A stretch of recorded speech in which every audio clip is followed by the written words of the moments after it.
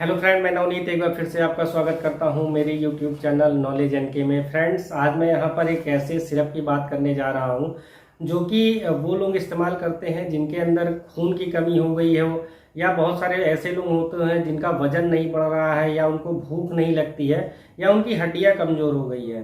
तो ऐसे सभी लोग जो है इस सिरप का इस्तेमाल करते हैं, या डॉक्टर इस सिरप का इस्तेमाल करने के लिए उन मरीजों को कहता है। तो फ्रेंड, आज की इस वीडियो में मैं बात करने जा रहा हूं आर्बिटोन सिरप की, जो कि मेडले कंपनी द्वारा बनाई जाती है। तो इसी सिरप को लेकर आज मैं यहाँ पर डिटेल में बात करूंगा। इस सिरप का इस्तेमाल कहाँ कहाँ पर किया जाता है, इस सिरप के अंदर कौन से मेन इंग्रेडिएंट पाए जाते हैं, इस सिरप की डोज और ड्यूरेशन क्या होती है, और इस सिरप के साइड इफेक्ट्स क्या होते हैं। तो फ्रेंड, चैनल पर पहली बार आए हैं तो चैनल को सब्सक्राइब करना ना भूलें। वीडियो अगर आपको पसंद आती है, यूजफुल लगती है, तो आप इसको अपने फ्रेंड के साथ में शेयर करना ना भूलें। चलिए शुरू करते हैं।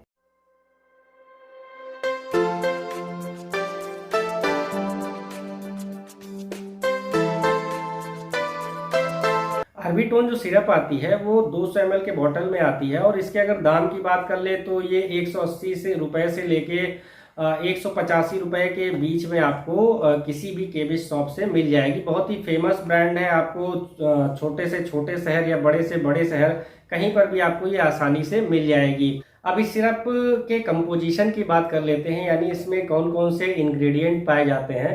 तो जब आप इसका 10 ml लेंगे तो 10 ml में जो फेरस ग्लूकोनेट, जो कि आयरन होता है, आयरन का जो अमाउंट होगा वो होगा 259 mg। इसके अलावा इसमें फॉलिक एसिड पाया जाता है।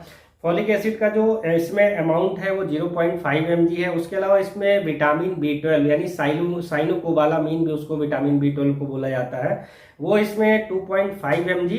और इसके अलावा इसमें कैल्शियम पाया जाता है। तो कैल्शियम का जो इसमें फॉर्म है वो कैल्शियम लैक्टेट फॉर्म में कैल्शियम इसमें पाया जाता है, जो कि 150 mg इसमें पाया जाता है। अब आर्बिटोन जो कि इतनी ज्यादा फेमस है इंडिया में, इसका उपयोग कहाँ कहाँ पर किया जाता है। तो इसका जो सबसे ज्यादा उपयोग किया जाता है वो अनीमिया के केस में किया जाता है।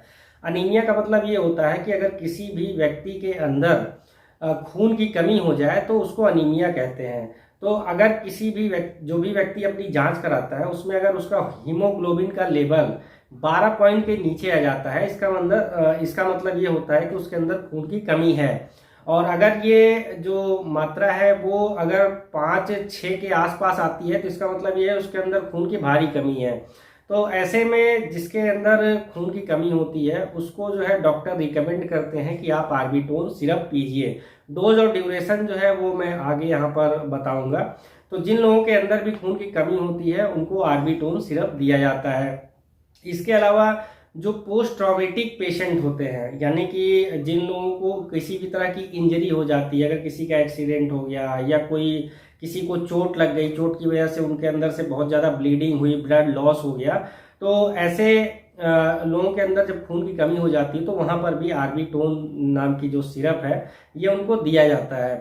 पोस्ट ऑपरेटिव केस में भी इसका इस्तेमाल किया जाता है। पोस्ट ऑपरेटिव केस का ये मतलब होता है कि अगर किसी व्यक्ति का ऑपरेशन होता है, किसी भी तरह का ऑपरेशन हो, तो ऑपरेशन के दौरान जो है व्यक्ति का ब्लड लॉस होता है, उनके अंदर से खून जो है ब्लीडिंग होती है, खून निकलता है।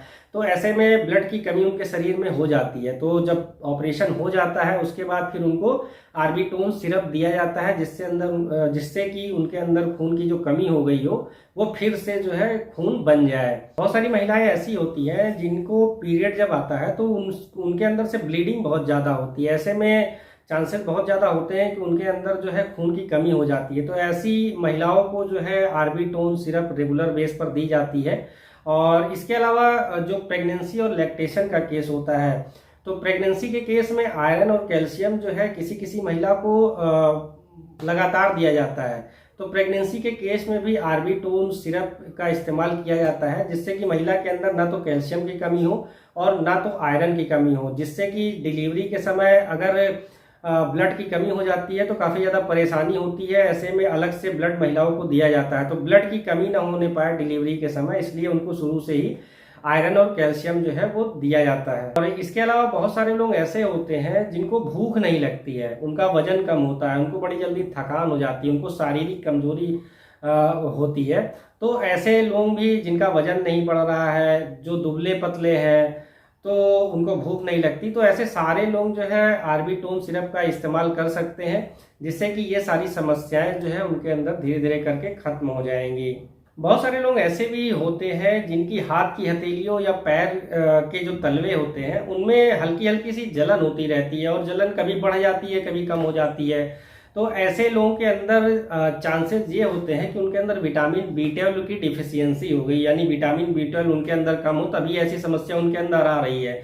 तो ऐसे लोग भी जब आर्बिटोन सिरप का इस्तेमाल करते हैं तो फिर उनको ये प्रॉब्लम जो है धीरे धीरे करके खत्म होने लगती है। और इसके अलावा बहुत सारे लोग ऐसे भी होते हैं जिनको पेप्टिक अल्सर की प्रॉब्लम होती है, या उनको पाइल्स यानी कि खूनी बवासीर की प्रॉब्लम होती है। तो ऐसे में भी उनके अंदर से ब्लड लॉस लगातार होता रहता है। तो अगर खून की कमी उनके अंदर इस वजह से हो रही है तो वो लोग भी आर्बिटोन सिरप का इस्तेमाल कर सकते हैं, जिससे कि उनके अंदर खून की कमी ना होने पाए। अगर किसी व्यक्ति के अंदर कैल्शियम की कमी है तो कैल्शियम की कमी से क्या होगा, हड्डियां मजबूत नहीं होगी। अगर बच्चे हैं तो बच्चे का जो टीथ है यानी दांत है वो सही से डेवलप नहीं होगा। बच्चे की जो मसल्स है वो सही से डेवलप नहीं होगी। बच्चे का जो ब्रेन है वो सही से डेवलप नहीं होगा, और बच्चे की हड्डियां जो है वो सही से डेवलप नहीं होंगी। अगर बूढ़े लोग में या जवान लोगों में कैल्शियम की कमी है तो उनकी हड्डियां जो है बहुत जल्दी जो है कमजोर होने लगती हैं। तो ऐसे लोग भी आर्बिटोन सिरप का इस्तेमाल कर सकते हैं, क्योंकि इसमें कैल्शियम भी पाया जाता है। तो आयरन के साथ साथ में जो है कैल्शियम भी व्यक्ति के शरीर में जाता है, जिससे उनकी हड्डियां मजबूत होती है। बच्चे छोटे बच्चे हैं तो उनके टीथ डेवलपमेंट में ये अच्छा रोल प्ले करती है। बच्चे की मसल के लिए अच्छा होता है, या एडल्ट की मसल के लिए भी बहुत अच्छा होता है। तो कई सारे रोल होते हैं, क्योंकि इसमें कई सारे मिनरल्स पाया जाता है, आयरन पाया जाता है। तो लगभग हर चीज़ को ये कवर कर लेता है, और जो भी न्यूट्रिशनल डिफिशियंसी है उसको ये तेजी से कवर अप कर लेता है। तो व्यक्ति को भूख भी लगने लगती है, व्यक्ति के मसल्स भी स्ट्रांग होते हैं, उसकी हड्डियां भी स्ट्रांग हो जाती है, उसमें ब्लड का फ्लो अच्छा बना रहता है। तो कई तरह की समस्याएं इस सिरप को लेने के बाद दूर हो जाती है। बात कर लेते हैं इसका डोज और ड्यूरेशन, यानी कितनी मात्रा में इसको लेना है और कब तक लेना है। तो डोज की अगर प्रॉपर बात कर ले तो इसका रैपर में ही आप देखेंगे तो उसमें साफ साफ लिखा है कि एडल्ट जो होता है, यानी जो नौजवान लोग होते हैं या थोड़ा सा जो ओल्ड एज पे लोग होते हैं, वो इसका 10 ml पर डे इस्तेमाल कर सकते हैं। और 10 ml का मतलब ये हुआ कि अगर आप 2 चम्मच इसका इस्तेमाल कर लेंगे, 5 ml सुबह 5 ml शाम, तो ये 10 ml हो जाता है। अब अगर बहुत ज़्यादा खून की कमी हो गई हो तो हो सकता हो 10 ml की जगह जो है डॉक्टर पेशेंट को 20 ml भी इसका दे सकता है, 10 ml सुबह और 10 ml शाम। 1 साल से जो ज़्यादा उम्र के बच्चे हैं उनके लिए इसकी जो रिकमेंडेड डोज है वो 5 ml पर डे है, 5 ml पर डे उनको दिया जाता है। लेकिन अगर बच्चे के अंदर आयरन और कैल्शियम की ज़्यादा कमी डॉक्टर को लगता है कि है, तो फिर डॉक्टर 5 ml की जगह हो सकता हो डॉक्टर पर डे उस बच्चे को 10 ml सिरप इसकी रिकमेंड कर सकता है। तो ये पेशेंट टू पेशेंट डिपेंड करता है। अब बात कर लेते हैं कि इसका क्या कोई साइड इफेक्ट है। तो इसका वैसे तो कोई मेजर साइड इफेक्ट होता नहीं है, बहुत ही कम लोग ऐसे हैं जिनमें कुछ साइड इफेक्ट्स आ सकते हैं। तो अगर आपको साइड इफेक्ट आ रहा है तो आप इस सिरप को लेना बंद कर दें या फिर डॉक्टर को तुरंत बता दें।